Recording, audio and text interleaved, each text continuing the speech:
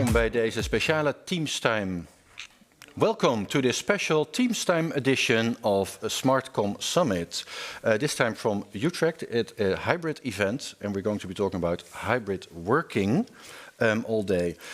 Teamstime is a collaboration of HR community, MSP Society, and SmartCom Summit and Microsoft. And the idea is that we're bringing together the worlds of technology, leadership, HR, and organization in this special event. So the next hour we're going to be talking about hybrid work, what it is, what it means, how we do it, what's wrong with it, what's not wrong with it, how we get there, and we're talking with a bunch of experts in the next hour about all that. But first, I want to have a quick chat with my good friend Gilbert about where we stand in all of this. Gilbert, can you quickly introduce yourself and give us a 60-second observation of where we are? You didn't tell me this up front, 60 seconds. 60 seconds. It's a total different setting from last time we were together, Rob. That was the Mobile World Congress. Yes. And that's perhaps also a bit of an introduction of my background, which is international mobility. And what's interesting about remote working is also the fact that it's not just at home, but it's also on the road, anywhere, anytime. And perhaps that's a bit of a technology background from my side. But today and also this morning with the previous session, it was also all about the HR side of it. How does it impact people? And my interest today, of course, is particularly on that. How does it impact people? How can we use technology to build that experience? By the way, on Mobile World Congress, that was also the whole trend. Technology is nice, but what can we do with it? What's the customer experience that we get from it? So that'll be interesting in today's discussions. Yeah, good. I'm looking forward to it. Yes. Let's see how we start. We have our first session here, Remco de Kramer from Microsoft and Tony Simons from Enreach. Welcome, gentlemen. Remco, I'd like to start with you. Microsoft, hybrid working, this is your space, right? So in 30 seconds. In 30 seconds. What is hybrid working and what does it mean for, let's say, where we are now and how work and life is coming together? Well, hybrid work means you can work from the place you want to, and that's the place you do your best work. It can either be from home or the office or a combination of both. But it also means working at your own time. So that's defined by asynchronous work. So not be together and work at the same time, but distribute the work at different times. So that's what hybrid work means, and it proves an opportunity for everybody to work more efficiently. Yeah. That's perhaps interesting to immediately dive into that one, because when you say you can do it at your own time, how do you set the boundaries of your work? Because we're used to working 9 to 5, at least many people are. Yeah. But now when you say it's in your own time, when does it stop? Yeah, I did some research on hybrid work actually, and I found the first theory was released in 1988. So it was a long time ago when hybrid work did definitely not take off. But today it has taken off because of the massive adoption of collaboration technologies and the massive adoption of working from home. So managing boundaries is critical to survive, even because work will go on and on and on. Yeah. And the ability to do that has become really important. Fortunately, there are tools that help you with that. For example, it is key that you turn off all the notifications when your family time starts, so that you can really do one or the other. But combining your private life and combining work is absolutely killing for sustainable productivity and also joy in your life. Should it be enforced? Like in France, they're discussing laws of shutting down all your communication after a certain time. I think it should, not by the government, but by companies. So, for example, what companies can do actually, but don't do today, is that there is a policy that the notifications will stop, for example, after 5 o'clock. And company IT departments can easily configure this for the entire organization, that all notifications in Teams and Outlook stop. And if you don't agree with that, you can change it as an individual, but the default setting is that it stops. So I don't see that happening. Instead, the default setting today is that notifications are always on. So companies are not intentional and not deliberate about this. And this should change.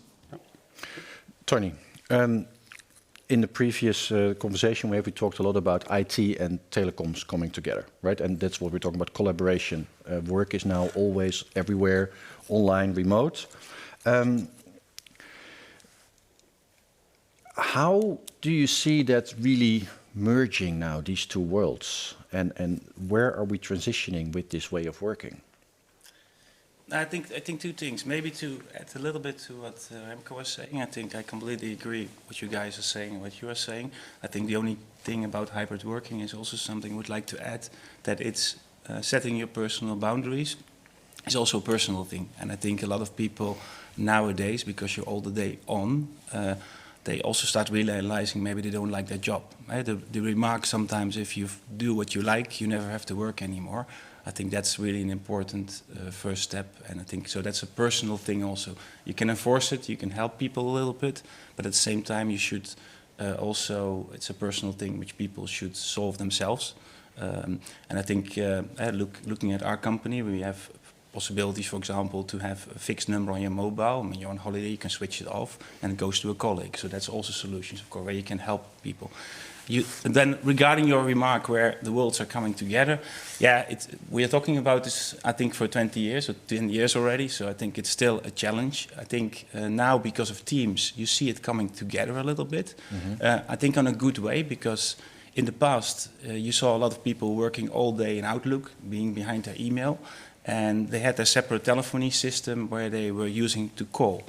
What I realized, and I talked yesterday with you on the phone, Rob, about is also that the fact that now I'm working all the day in, let's say, Teams, which is a communication platform. I see that I'm also changing my way of working. So it seems like I'm calling people easier than I'm sending emails. And like yesterday I came at the airport and I stopped, and normally I would 1 hour do my emails. Right. And what I did now was 1 hour calling people and sending chats.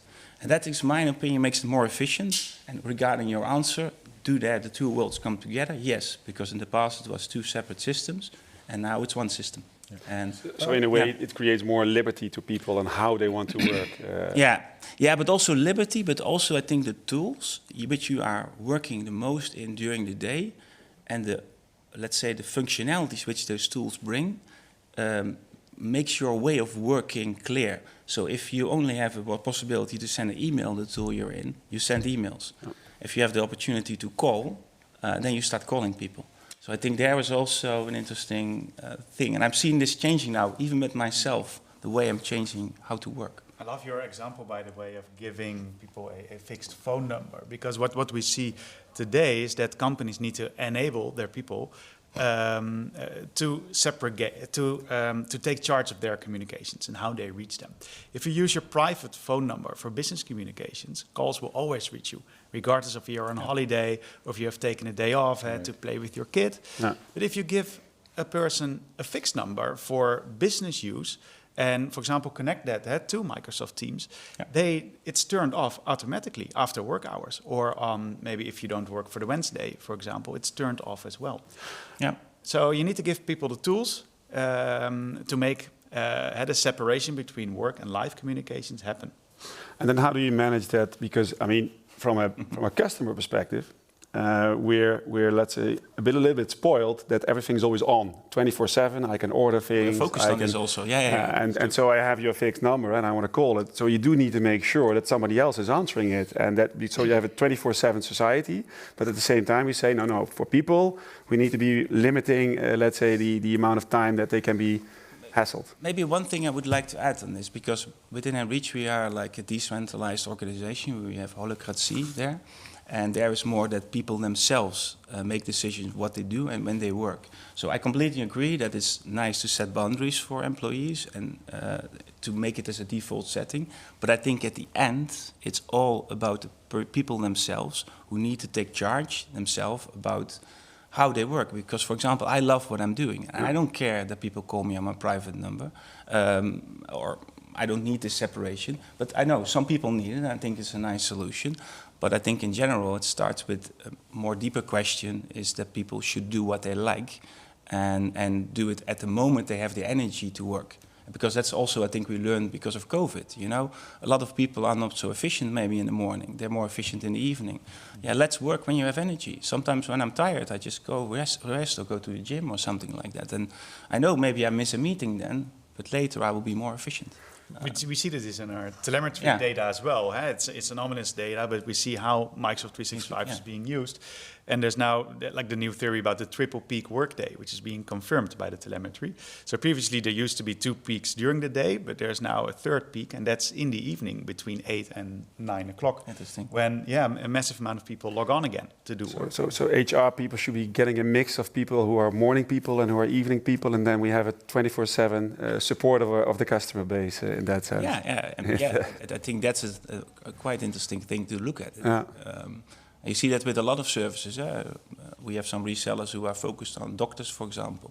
And doctors sometimes have quite strict times of working. They're working from 8 until 5. And I'm a guy, I want to go to the doctor in the evening. And I know a few friends, they are doctors, and they say, I would love to also work in the evening. So, yeah, in a lot of industries, there's a lot of, let's say, transformation to be done. And I think it starts with that. And of course, it also starts with clear goals.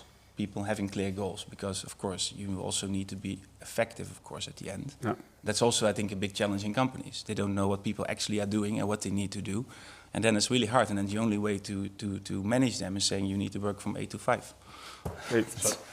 We need to round up. There's a lot to do. It's clear that we're only at the start of all this. I think it's really exciting what's happening, and thank you very much for shedding your light on this. And look forward to the next time we talk 1 or 2 years from now to see where we ended up then, because I think it's a great journey. Yeah, which tools Thank we you are for working having on. Yeah, Thank you. Okay, thank you.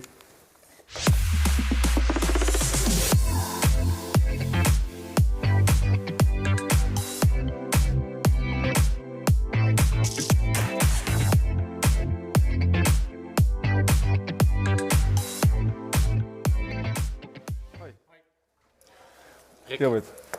Welcome back to the SmartCom Summit Teams Time session. In this next session, we're going to be talking to Rick Rutenberg of Citrix, and I'll do that together with Gilbert, my friend and colleague. We just talked, the previous block, with previous session, we talked about, let's say, hybrid work and how it's changing and how devices are changing and the way we work are changing. Now, Rick, you're with Citrix, and the way I know Citrix is that it used to be the company that controlled all these virtual desktops and environments, and it was the go-to place to do that. How has that changed over the last couple of years in this whole hybrid work time? Well, yeah, good question. What we see, it's still a lot of customers still need their called legacy environment because they have all kind of applications, legacy Windows-based applications like an Epic, chip soft, for example, in healthcare, but also financial systems that are running. But on the other hand, we also see that that we're going to do more hybrid work because we are going to the Windows managed devices, for example, or the Chromebooks or whatever.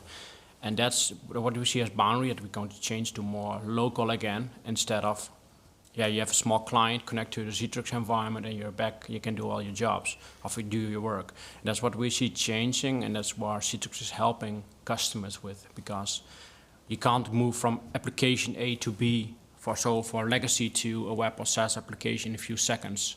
The hardest part in IT, I think, is modernization of application or moving away from a certain application set. But using Citrix next to the legacy style working, we can help customers with that, with integration of web and SaaS application in one portfolio or in one platform system. But we also can enhance security around that. So let's. Yeah, I think the security part is really important, right? Because at the one hand, we're all working on different devices. We're working everywhere, working anytime.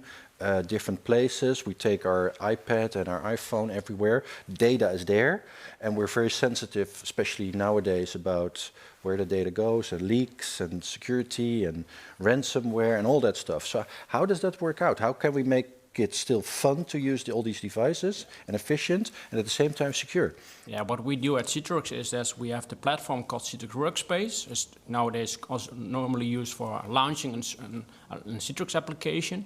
But in the meantime, we can also integrate web and SaaS applications to that, and also adding teams of OneDrive and OneDrive for Business, but also the old-fashioned network drives that we're using now, still using nowadays, because we can't move to SharePoint or OneDrive for Business, for example. Just to interrupt a little bit, this morning I really got the instructions of not too technical. So Yeah, okay. same thing here, as in, okay, that's great, but is it then now fully integrated or not?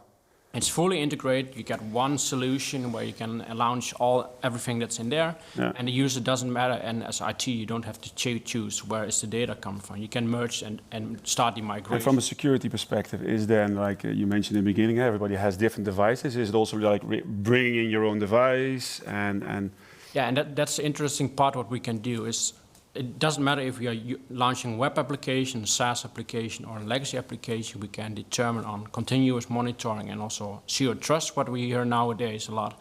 We can combine and determine what's the best approach. So if, for example, if you're trying to launch an internal web page or a web application, or SaaS, sorry, it doesn't matter where you are. So if you are in the office, you can do everything in that application. You can download files, upload files, start printing, and copy and paste data to your local device, for example. But when you're going to the Starbucks or going at home or using bring your own device, we can disable that for you. So you can still access that application that you prefer. It doesn't matter on which device. But as a team, you can set boundaries. So that depends then on the network that you're on, or geo, or how does that in practice work?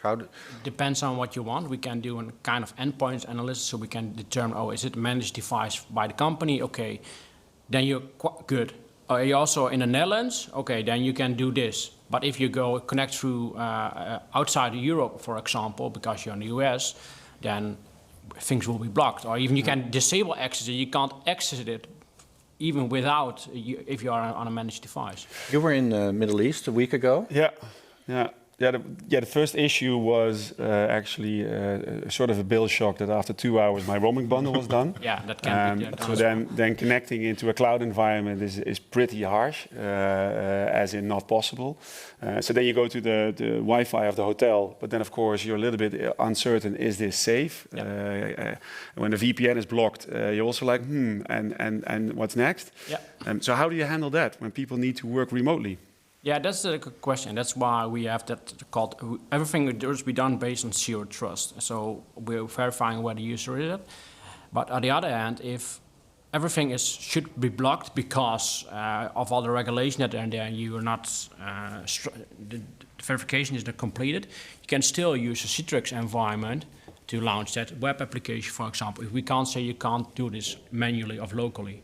On the other hand, in the workspace, we have an embedded browser in the system where we can say, okay, but you can launch that web or SaaS application, so for example for your Office 365 solution, but we block everything that you only can access that web application, so you can't download and upload certain things. And it can be fully managed, of let's say we're going to block everything, or we're going to push you a notification, hey, let's assume that you are the user, please verify by clicking on yes or no, to make sure that you are that guy, but also send an email to the IT department, for example. So please investigate, because he might be have some ransom attack, for example. And how easy is it then to log in? Do you need to have all sorts of verifications where you need to type a lot of things, or is it also like facial recognition, moving things more to the mobility side where we're used to that? Depends on what you want to prefer, because the workspace that we use, we can authenticate with different ports. So we can use the Azure MFA, we can use Azure AD integration, for example. That if you have a managed device from Microsoft perspective, for example, or Intune Microsoft Endpoint Management nowadays, we can do everything by single sign-on without the user have to log in. Because I mean, one of the things we discussed was you need to make it easy, you need to make it fun, you need to make it easy. And this whole trend now of trying to get rid of passwords, like with Apple, Microsoft, Google, I think formed this bond to make it simple and secure at the same time. Yeah, and that's what we say is always difficult, because I like to say you all have that yin-yang between user experience and security. Like I mentioned, what we're doing is everything is single sign-on, so you have to log in only once in the beginning. If you have a managed device, for example, you don't even have to log in, because we know that device is yours and it's company owned, and so just for example. But if we are in a place that's not preferred by the company, then you can still access the same application because the user is still clicking on that application in the start menu, but we set boundaries regarding the copy and paste things. Yeah. And that the other thing is, for example, is if you look at from SaaS, it is nice to, if you move your data to a SaaS provider, and then you ask questions, who makes sure that the data is secure? Then a lot of customers are might saying, yeah, it's handled by the providers there. But if there is a breakout of a ransomware attack at that provider, so the SaaS has been compromised, who will be in the news? You or the SaaS provider? It's, at the end, it's you as company. As a company, you suffer. You suffer. So you have to take that control, basically. So exactly with adding that, with the components of web and SaaS security on top of that, we'll make sure that you can always use the application that you prefer, but also make sure that security is handled. Well, great. Good. Thanks a lot, Rick, for explaining this. And I'm curious where this is going to lead us in the next couple of years, because I think we're at the start of a journey, not the end. Exactly. Yeah, It's just a start. Okay, great. Thank you. Thanks. Thank you.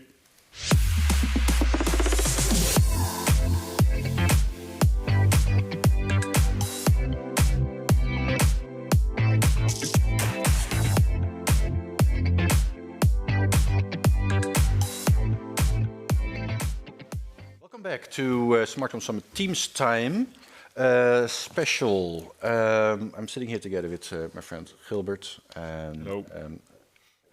we're having a chat. We're going to have a chat now with which I look forward to, which is with Sebastian Hoogstad of Poly. And the subject of this session is meeting equality. And we just had a couple of talks about hybrid work and how that's changing the world that we live in. People work everywhere and all the time, etc. Now, I like to work, I like to take my calls when I'm walking the dog in the park. Let's talk about meeting equality. How do I make sure that everybody in such a call, including me, is, let's say, equal and we have an efficient conversation? Let's take it a step back, Rob. I think there was a true remark this morning. Let's avoid talking about technology. I think that is critical here. We heard beautiful introductions on management and new ways of working by the guys from Detox and the sports consultant. That was David, yeah. Oh, I mean, that is the whole trick. I mean, I can talk with you about technology, but that's, as a matter of fact, the way we look at it, the way we try to drive it, technology becomes invisible. That's what I would like it to be, because it needs to be a facilitator. It needs to be an enabler of what it is that I try to accomplish. Right.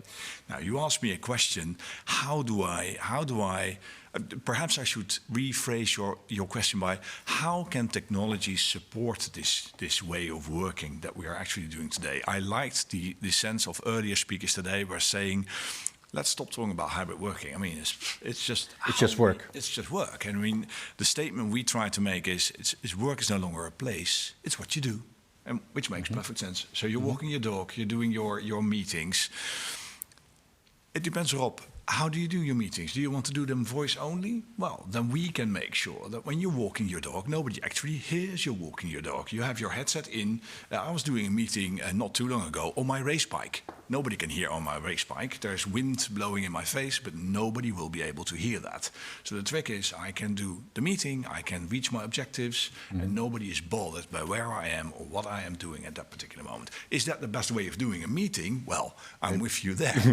That's worth a debate. But from a technology perspective, we can absolutely support that. And also explain, Rob, not to order coffee while he's on the phone, because then he does give away what he's doing. Exactly. But you're saying the meeting equality is then, on the one hand, it's the technology making sure that the other side doesn't know where you are, what you do, or unless it's video that is very much alive.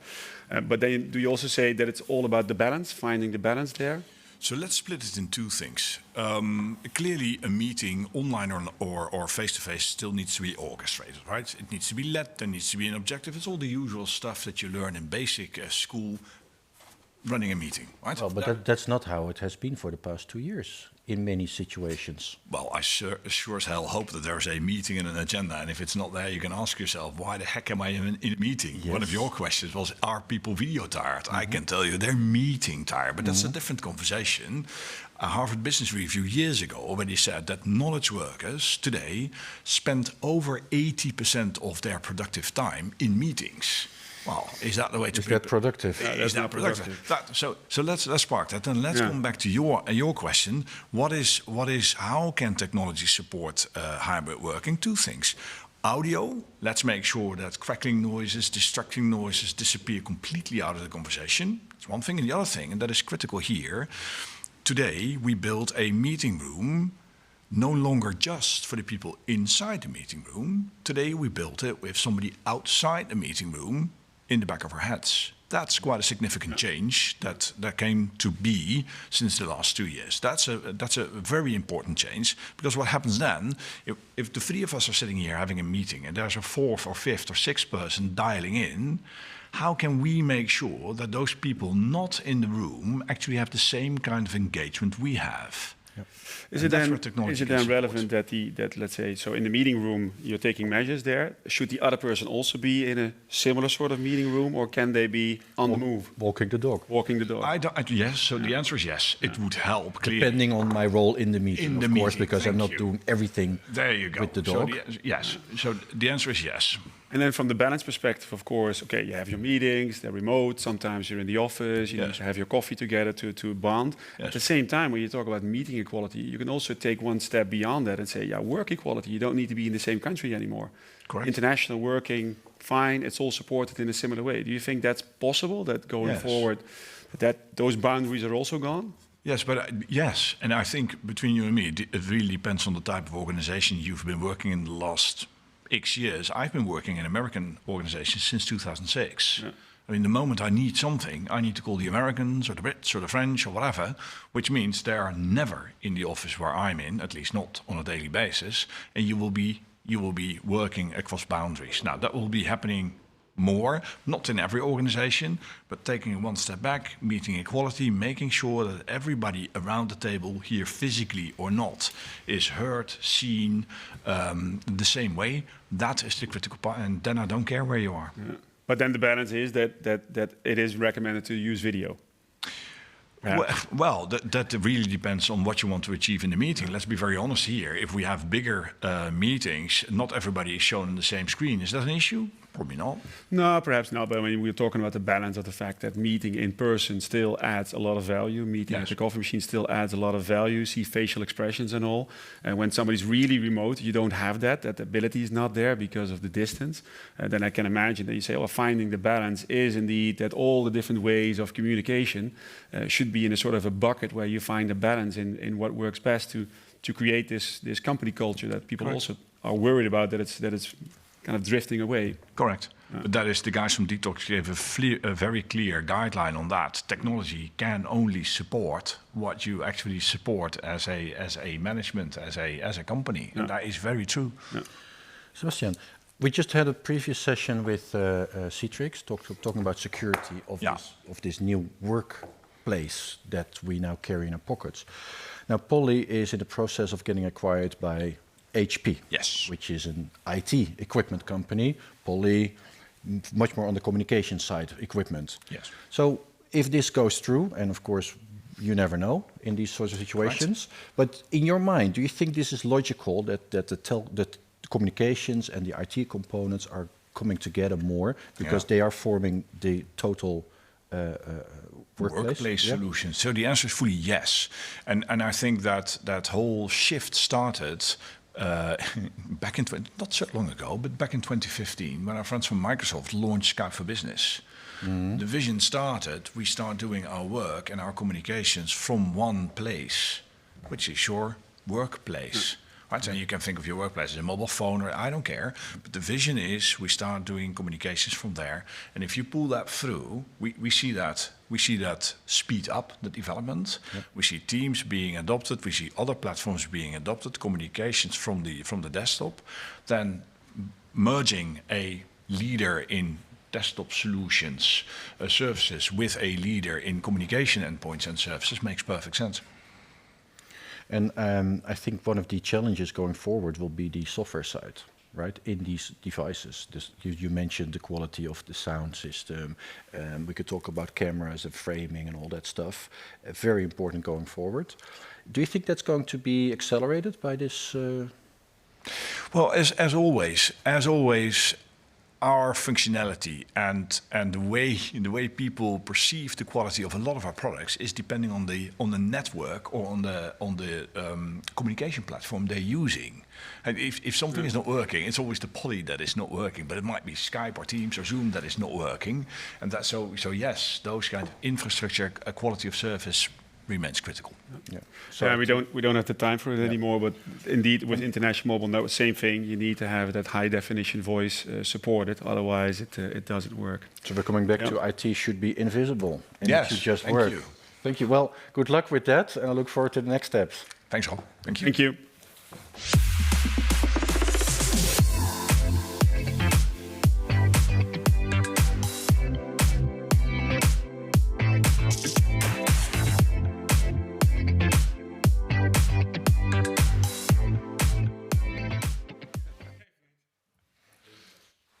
Welcome back to Teams Time, the SmartCom Summit talk show here. We're talking about hybrid work, the effect on the workplace, the effect on also customer experience, because we're moving a little bit into that direction now. With me, Gilbert, welcome again. Session number 4. Session number 4 of Be the next day. to you. Good. And we have with us here today Jasper Filon of AudioCodes and Oki Ashonu. Very good. Yeah, did I good? Yeah. Good. At 10. Of Puzzle at 10. Jasper, Oki. Well, let's start. Everybody knows AudioCodes. Of course. So let's start with Puzzle. Yes. Quick introduction. Who or what is Puzzle? Where's it come from? Yeah. And what do you do? So a very quick introduction about Puzzle. What we do, we deliver contact center as a service solutions. So it's basically contact center software from the cloud. And Puzzle is a company that's originally from Norway, from Oslo, where also all infrastructure in our data center is. And they have expanded through the years to other countries in Europe. So in UK, in Bulgaria, obviously throughout Scandinavia, and most recently in the Netherlands. Cool. AudioCodes, well known for everything in the network, working with operators, enterprises. We don't have to go into that. Including Puzzle? Including everything. Exactly. So, I'd like to ask you the question about effective communication, because that's what it's all about, right, these days. What does that mean to you, Oki? Effective communication. I think it's always the best way between two or more parties and the way they communicate. And obviously there's one party that's providing, or let's say, giving the communication and one receiving the communication. And obviously it is about how effective do you do that. And in between there are tools that can facilitate this. So that's where companies like us come in and provide those tools to provide effective communication. Should there be an acknowledgement of the other side? Because you're saying there's one is sending and the other one is receiving. Should there be? Is it only effective when there's also an acknowledgement afterwards? I think it's the one that receives is basically says, okay, I have received the message. It's clear, so this makes sense to me. Yeah. So there's always an acknowledgement on one side, but obviously we have learned it in school that if the message doesn't come in the right way, then it's always the one that sent the message out. That's where typically the problem would lie. So it's always, it's a delicate balance between the both. Yeah. Okay. Jasper, same question for you. AudioCodes has been a leader, I think, in voice technology and intelligence for 28 years or something like that. Yeah. What does effective communication mean today, these days? I think, and that's also the vision from AudioCodes, that voice, spoken communication is still the most effective way. There's no other medium in which we can send information as fast, as reliable as by speaking with each other. But of course, all the other communication is important as well. But is voice coming back then? Sorry to interrupt you. Because we just earlier talked to Tony, told us that his new way of working is at the end of a flight not to do emails, but to do calls for an hour, because all of a sudden that's natural again to have the calls. It's always been. It has never been gone.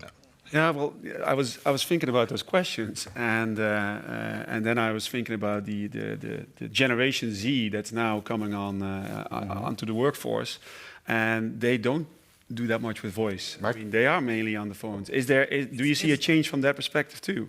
Yeah, one of the things, because I like the example, because one of the things when mobile phones came, then we were like, oh, everyone is going to text each other. Yeah. And now if you look at the younger generations using WhatsApp, they're not sending text. They're Voice messages. Sending sending voice okay. messages. Or Yeah. TikTok thingies and... It's, yeah.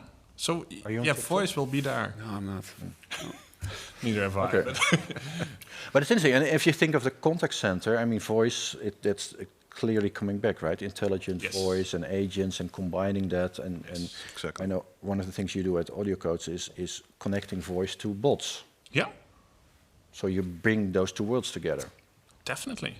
Definitely. And it comes with challenges, but also comes with great rewards. It's the typical, and we spoke about it earlier today, right? If you do things with a bot, you have to make sure that the transition is seamless, that if there's an handover from a virtual bot to a real bot or from one bot to another, people don't like to repeat themselves. But if you do it properly, it enhances the customer experience tremendously. And is that simple enough? That sort of okay at Puzzle, is that something that you help It is. also the smaller companies with, or is this still an enterprise play? Well, traditionally it was something from enterprise. Yeah. So it's a technology that has been around for some time now. And we see it now being requested in other segments. So smaller companies are also talking about this type of technology and wanting this type of technology to utilize it to enhance customer experience. And where's the fine tuning then? Is it in the technology, or is it in the way, let's say, the Q&A is programmed, and that let's say that customers can find the right answers? Yeah, it's always a balance. So obviously technology is a facilitator for this. And then it's how you as an organization organize those other things to have a synergetic effect to create a better experience. Yeah, because I mean, that's always where I'm annoyed of when you're at a website. The Q&A is never for me a Q&A as in the most asked questions, because my thing is never in there. So then you wonder with a bot, does that then solve my problems? Exactly. So what we see is obviously through artificial intelligence, we see bots being more intelligent and showing more empathy, so that you have the feeling as a customer that you're really speaking with and interacting with a company. So yeah, we'll see that in the future, bots being more intelligent, actually replacing the human being. I'm afraid to say that. Not talking about any Terminator scenarios, but it's something like that is coming. But I mean, there is one very important word in what you just mentioned, which is empathy, and that was in the same line with the bots. So is that the next thing, that empathy is being integrated into how bots can sense your emotions? Exactly. So sensing intent, being intelligent, and not intelligence in that they know everything, but more that they have emotional intelligence. So you'll have bots that can basically, from the outside, from a customer's perspective, look like you're interacting with a human being. So that will, on the other side for companies, save money, and the customer will have a feeling that he has an excellent experience with the company. Now you're saying as if you're interacting with a human being. Is that what you should? Is that the objective? Let's say that somebody doesn't really know the difference anymore, or is it better to make it very clear that you're talking to a bot and that they're trying to help you as much as possible? It's never an objective, obviously, to have that. You want to speak. We always do. We want to speak to human beings. So we always, if we are trying to find an answer or have an interaction with a company, what we'll tend to do is, let's just call the company. I want to speak to someone. Yeah. So it's never the idea to say, okay, let's have a bot that looks like a human being, and hopefully people won't find out. That's never the objective. It's more that people want to have the feeling that it's seamless. So, and as Jasper said, voice is something that's the most basic and primary way of communicating. So if you can replicate that through technology, you'll have something that looks like effective communication. Okay. And perhaps another thing with the voice recognition. Last question. Oh, in terms of time. time. Yeah. Oh, it's a bit of a difficult. It was more like your voice. Can it also be hacked? I mean, if you have lots of messages that you can it be hacked or not? With the deep fakes, we see what. Deep fakes are amazing quality. Yeah. Yeah, and we're working with companies now where you can design a voice. So if you're having a contact center as a company and you go to virtual agents, there's companies that offer you to design a voice. Like, what would you like the voice of your company like? What should it be like? So yeah, we should think about things like that and was it really sad? But that's not a voice only. That's in video we see the same issue. Okay, good. Yeah, interesting topic for later on. We'll continue a bit more in the next session, but thank you very much, Jasper and Oki, for this explanation. Thank you.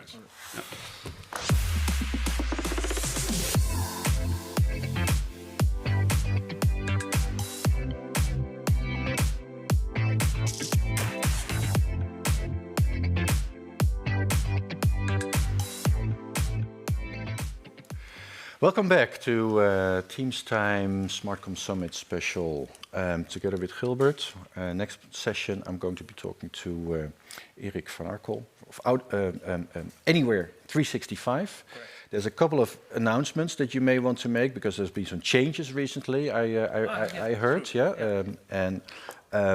Of course, we just had a conversation with the previous guests about, let's say, where contact centers are going. But I'd like to start with one question for you, Erik. Go ahead. You've been at Anywhere for a long time. 5 years, yeah. A contact center in the world of hybrid work and working remote, what does that even mean anymore? Yeah, I think we talked about this a bit in your earlier sessions. You can see a lot of people working from home during, I think, that spike due to the pandemic. And especially in the beginning of the pandemic, everybody was challenged to have the same level of customer service while the agents were at home. So that has changed. Well, you was used to having an office and the supervisor were running around in the office getting the best support to their customers. And now everybody had to manage their team remotely and having the tools to do that. So that has changed. And I think we were positioned well because we were integrated with Skype at the time. I think also early Teams.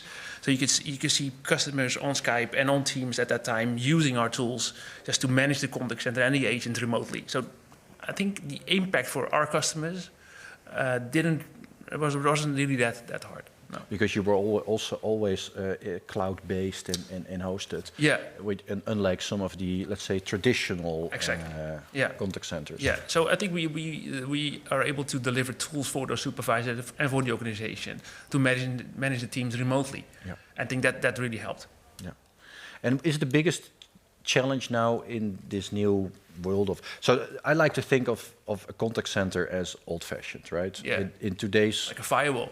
Well, yeah. Not to stop the customers dialing into exactly. and getting information. Exactly. The old practice of a contact center is the first base, and you talk to somebody who doesn't know you. Exactly. He doesn't know the stuff. He doesn't know anything. Yeah. But maybe he could look something up in a system. Yeah. Right. And they were outsourced and they were based in India and crazy places. And nowadays, when I think of a contact center, the ideal contact center is you talk to a knowledge worker, you talk to somebody who knows who you are because there's technology, they see my phone number, my mail, they see the track record, and I'm talking immediately to somebody who understands, who can help me.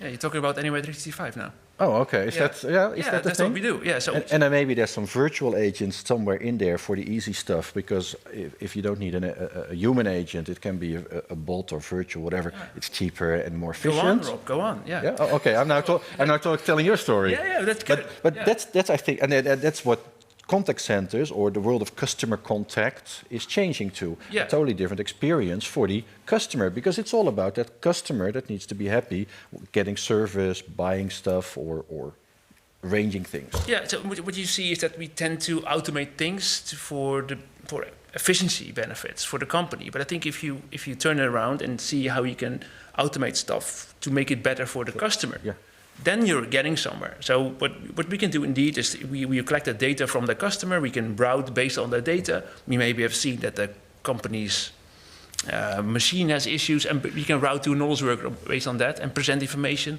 about maybe that machine or at least about the caller to that knowledge worker to just get it fixed. Can we zoom in a little bit on the comment you said, we're collecting data on the customer? Yeah. Because that's something that sometimes frightens me a little Yeah, bit, I on can understand that, how much is known. Yeah. Where are the limits to that? How much should you know from a customer and use it actively? Yeah, so it's not up to us to say what should be collected and what not. So we can route based on data collected by not only by Anywhere 365, but collected by other means for that company. Earlier transactions, for instance, or the machine park they are having. It's not up to me to suggest how much you can collect on that. I think we have some laws about that, so that's been covered. And I think if you look at the data we collect this not in our own cloud, but we collect that into the customer's own cloud. So we'll use that data, but not from our own cloud. So there's no GDPR breach on our side. So I think that is a good thing for a lot of our customers, because that it will tick their boxes on the data. Hope.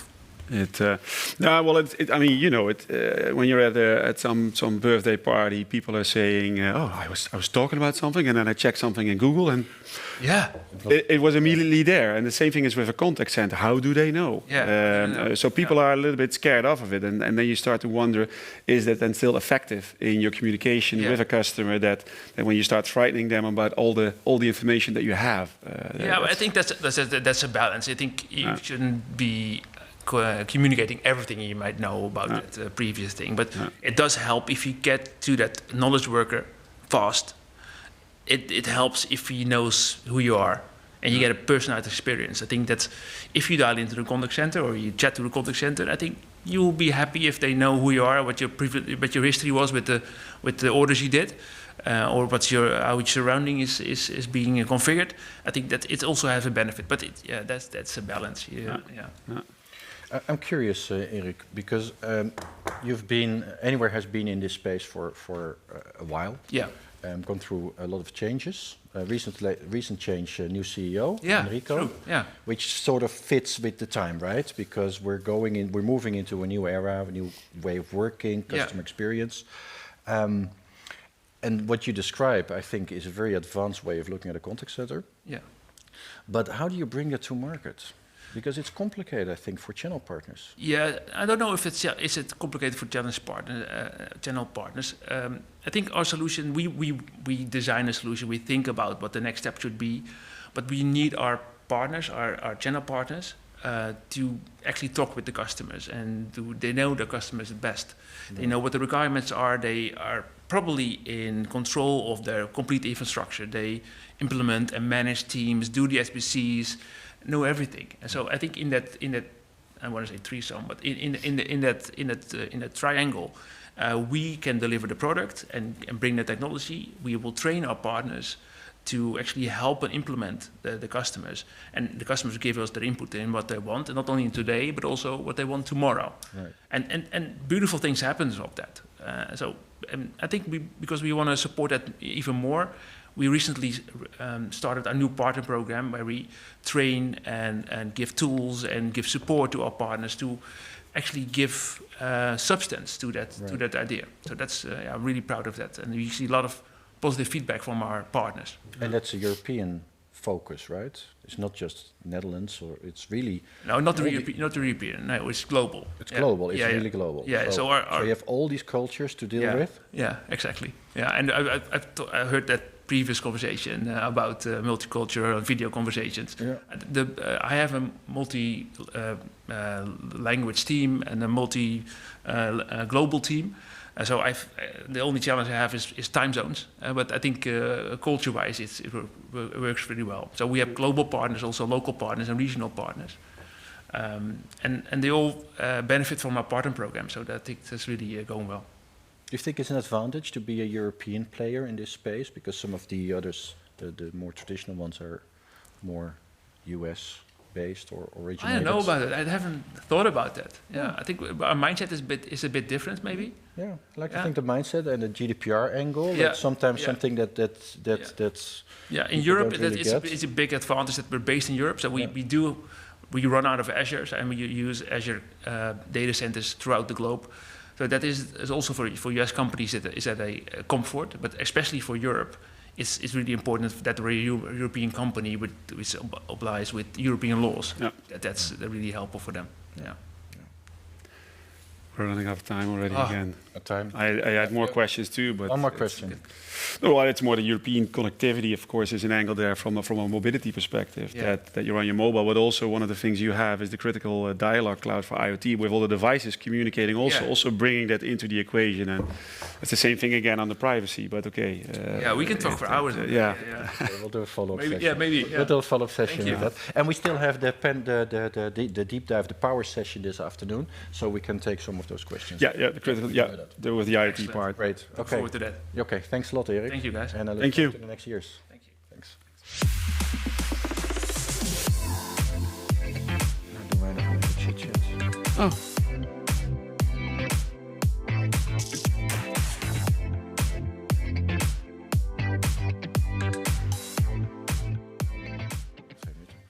So, Gilbert, almost an hour Yep. talking about hybrid work, meeting equality, contact centers of the future, voice.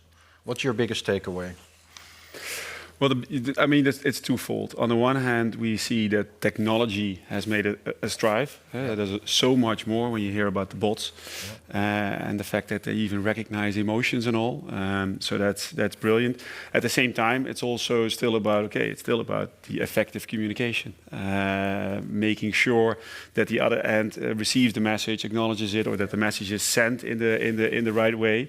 And as long as technology can support that, it's good. At the same time, I'm a little bit worried. On the one hand, security. On the other hand, also a little bit about privacy. So much is already known. So much information is there. So it's still finding a balance. But it's interesting to see that since pandemic, everybody was at home. Now people are more on the road also. That we are adapting to that new world situation with. Still like, it's work. We need to enjoy it wherever we are. Yeah, I like that the fact that customers and employees are coming together, and this whole mindset, this thinking. It's about making, let's say, work pleasant for the people, but really the customer first. I think the other side of the line, I mean, that's where what it's all about. End of the day. I kind of like that the focus. experience. It's not so much about technology anymore, right? It's about No. And one thing was also interesting in the beginning you work when you have your energy levels right, which could be 2-3 times a day, and you need to align that, of course, and also making it effective towards this customer experience that we're talking about. Yeah. But cool. Interesting changes. Good. Very good. Next session is after this one is going to be run by MSP Society, focusing more on the channel partners and the solutions there. I'd like to thank everybody for now for joining us, and see you later. Thank you.